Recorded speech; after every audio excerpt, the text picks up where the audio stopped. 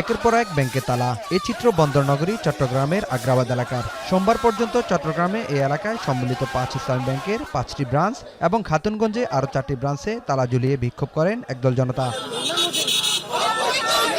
নিজেদেরকে আমানতকারী দাবি করা এসব আন্দোলনকারীর অভিযোগ, সম্মিলিত ৫ ইসলামী ব্যাংকের ৭৫ লাখ আমানতকারীর জমা রয়েছে ১,৩১,০০০ কোটি টাকা।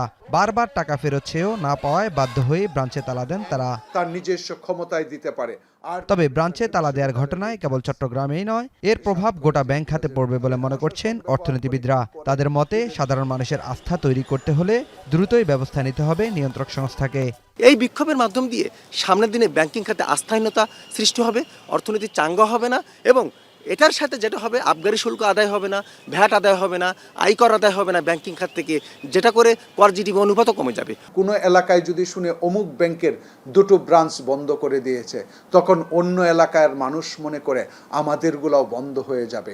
তখন কিন্তু মানুষ টাকা উঠাতে থাকে ওই ব্যাংক থেকে, ডিপোজিট কমতে থাকে। অর্থাৎ ব্যাংকগুলো তখন এই একটা ব্যাংক সার্বিকভাবে তখন একটা লিকুইডিটি ক্রাইসিসের দিকে ধাবিত হয়। কিন্তু প্রশ্ন হচ্ছে, আন্দোলনকারীরা যখন 2 দিন ধরে একের পর এক ব্যাংকের ব্রাঞ্চে তালা ঝুলিয়ে দিচ্ছেন, তখন নিয়ন্ত্রক সংস্থার ভূমিকা কি? কেন্দ্রীয় ব্যাংকের মুখপাত্র বলছেন, ব্যাংকের নিরাপত্তা নিশ্চিতে অভিযুক্তদের বিরুদ্ধে ব্যবস্থা নিতে বলা হয়েছে আইনশৃঙ্খলা বাহিনীকে। পাশাপাশি আর কোনো ব্যাংকে যেন এমন পরিস্থিতি তৈরি না হয়, সেজন্য আইনশৃঙ্খলা বাহিনীর পরামর্শ চেয়েছে ব্যাংক খাতের এই অভিভাবক প্রতিষ্ঠান।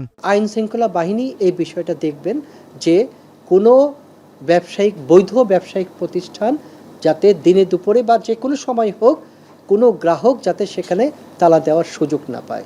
আজকে দেশের একটি অঞ্চলে হয়েছে, আগামীকাল হয়তো আরেকটি জায়গায় হবে। এইভাবে শান্ত পরিবেশকে অশান্ত করার কোনো সুযোগ আমরা দিতে চাই না।